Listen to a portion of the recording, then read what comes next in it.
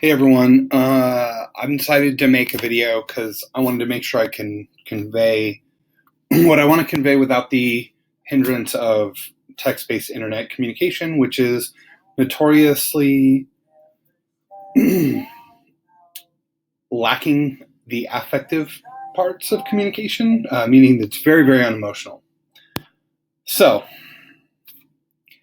I realize how hard it is to switch to online learning, especially for people who are not good at it. Online learning requires a lot more responsibility on the part of the student because all I can do is put the information in one place and leave it there for you. Versus when we talk, there's so much communication coming back and forth that it's actually quite easy to be really well informed. And so I think that might have been what happened with the proposal. The grades are not what I really would like for you. And if you go back to what I said in the beginning of the class, I really want you guys to do well. But doing well to me isn't about a grade, it's about the fact that you understand something. In this case, what I hope you understand is how important it is to propose well. Proposals are integral to your success throughout your entire lives. Anytime you want somebody to do something, the hope is that you're going to make a proposal to them. And so I'm just going to talk for a few minutes about what went wrong. For the most part, people forgot two things. When you're making a proposal, you need to define your audience very narrowly. It's okay to have two audiences say they need to work together, but you can't just say people need to do different.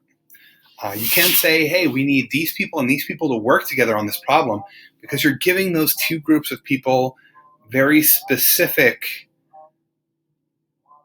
directions to move forward. What really this boils down to is the bystander effect, which is a psychological phenomenon. It says that if you just tell people to do something blandly, nobody does anything. We all expect the other person to do it, which is why it's so important to nail your audience down. Your topic sentences should be proposals. Your thesis statement should answer a very simple question: who should do what?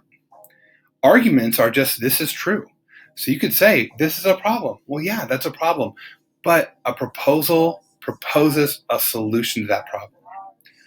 So what we were looking for in our intros is actually quite simple. You start with a big problem. For example, just to throw this out there, was a topic we talked about early on. Let's say we're going to talk about childhood obesity. Okay, great.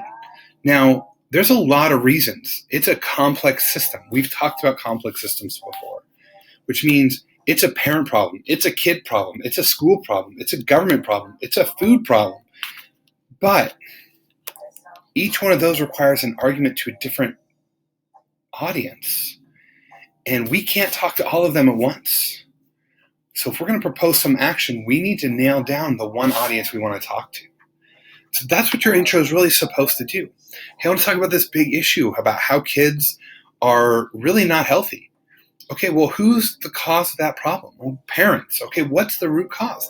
They don't pay attention. They don't think about the health of their child, and that's something they need to do. So our thesis would be parents need to be much more active in their child's welfare in order to combat childhood obesity. That's a great proposal.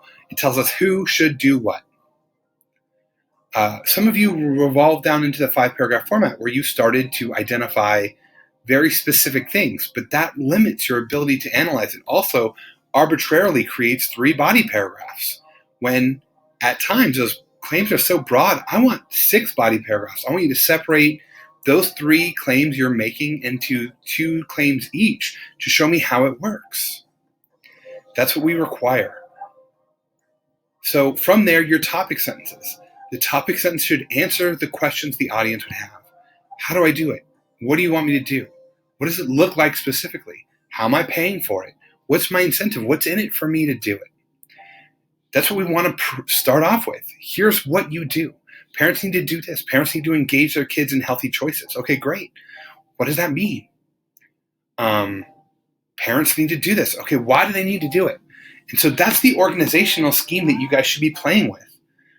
People want to know what they need to do, and then they need to know why they're doing it. When we watched the Simon Sinek video, it said start with why.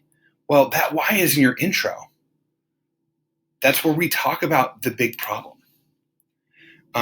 In terms of what we're doing in our body paragraphs, they need to know exactly what they're doing, and then we can justify why they're putting forth that effort. In many cases, some of the changes you're advocating for are not hard, and so they don't need much to prove that they need to change their behaviors. And your conclusion is that new bliss. What happens once we do this thing? Some of the issues we're running into are not citing sources correctly, which at this point, freshman year, your end of freshman year, is just something we need to get past. You need to check all your sources. You need to make sure, go to the APA website. If you're not citing them correctly, I can't prove that they're peer-reviewed. As we see on this assignment, your proposal required 7 to 10 academic resources. So that was a big deal for a lot of people. A lot of people were not giving me the resources required as designed by the assignment. As on the assignment sheet, I can't show you the other assignment sheet because there are grades there, but all of that was there available to you. One of the things that we sent an announcement about this week was you guys need to check everything you're looking at. All of that data you're responsible for. It's no different than if I was in class talking about it. So when there are 2 places for an assignment, you need to check both to make sure you're meeting the basic requirements. All of that was made very clear in classes before break, but I get it. Break was 5 weeks ago, and now we're 5 weeks later. You forgot, but guess what? You're still held responsible for what I said 5 weeks ago. You're still held responsible for what's on LoudCloud in that time period. So, pathway forward, because I'm growth-oriented and I want you guys to do well. Here's what I've decided. If you would like to redraft your proposal, you may do so. It needs to include significant revisions based on the feedback either I or my IAs or my graders gave you. If you have questions about that feedback, email me. We'll talk about it. Redrafts are going to be due Wednesday night at midnight. They need to be sent to me via individual forum because that's how I'm going to track them. If you wanted to redraft your causal paper, that's fine. Redraft your causal paper. You get to choose one. For those of you who've already turned in the causal paper redraft, there's only about 4 of you in all of my classes. If that's what you want to do, then great, but you have to choose one. So if you decide all of a sudden that you would rather redraft your proposal because there's more points to earn, that's fine. What I want you to do is just send me a new individual form with that redraft. I'm going to delete all the old individual forms, so whatever you want regraded, send to me before Wednesday night at midnight. If you are fine with your proposal grade and you want to redraft your causal paper, just resend it to me in an individual form before Wednesday night at midnight. If you have questions, go ahead and email me. All the grades should be done tonight or tomorrow morning, so you guys all have about the same time period to revise. If you need anything, let me know. This is the best option I could think to ensure that everyone got what they wanted in terms of grades. So I just had to manage. My grades are due to the school very soon. So we need to make sure that we're all going to be all right. So hopefully that explains things for you guys a little bit better. If you have questions, let me know.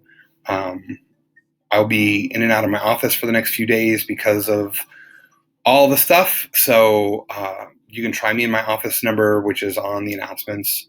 If you need anything, just let me know.